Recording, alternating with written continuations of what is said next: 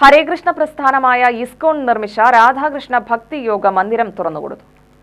Palakkad സൂര്യരശ്മി convention സെന്ററിൽ Mauritius trade commissioner advocate doctor P Krishnadas ഉദ്ഘാടനം നിർവഹിച്ചു.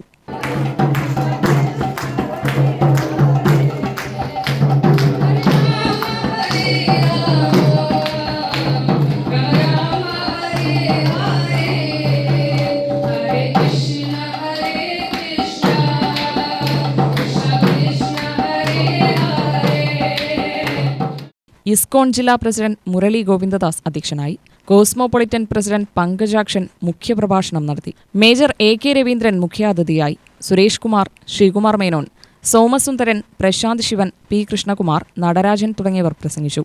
പിരായിരി കണ്ണുകോട്ടുകാവിന് സമീപമാണ് രാധാകൃഷ്ണ ഭക്തി യോഗ മന്ദിരം നിർമ്മിച്ചിരിക്കുന്നത്.